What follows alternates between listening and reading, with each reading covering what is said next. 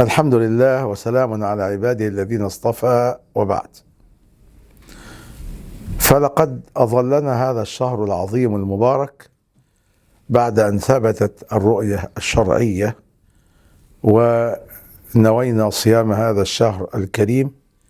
ولذلك أنا أنبه منذ الوهلة الأولى، الناس يشتغلون في هذا الشهر بقراءة القرآن والحرص على العبادة، وتجد الناس في صلاة الفجر والمغرب والعشاء والعصر وفي الظهر حتى وقت العمل تجدهم والحمد لله يذهبون إلى المساجد وفي صلاة التراويح ونحو ذلك.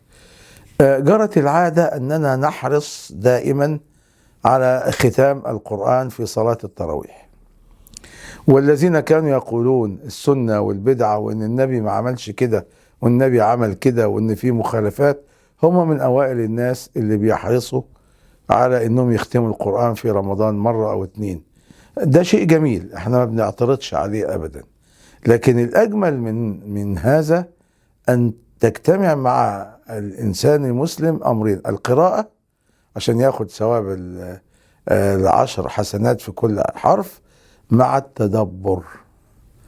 التدبر لكتاب الله.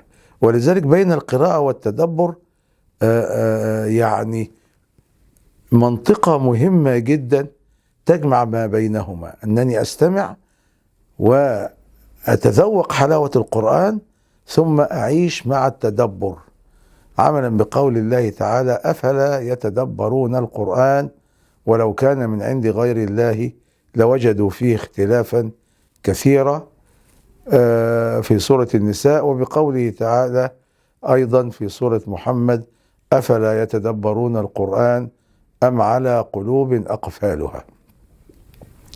القرآن زي ما احنا قلنا قبل كده في حلقة نزل طوال 23 سنة، يعني ما نزلش كده مرة واحدة.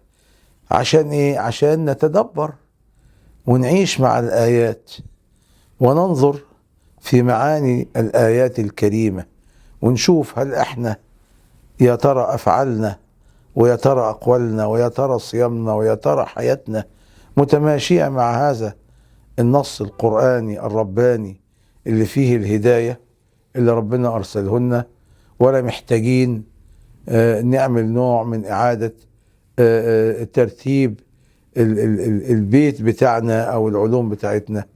أتمنى أن في شهر رمضان في هذا العام أننا نجمع ما بين التلاوة وما بين التدبر، بل إن التدبر أكثر أهمية من التلاوة. وأسأل الله أن يجعل هذا الشهر شهرا مباركا وشهرا مليئا بالخيرات علينا وعلى الأمة الإسلامية، بل وعلى الناس جميعا، حتى يعرف الناس قيمة هذا الشهر من الناحية المعنوية ومن ناحية الخير. أقول قولي هذا وأستغفر الله لي ولكم، وكل عام أنتم بخير، والسلام عليكم ورحمة الله.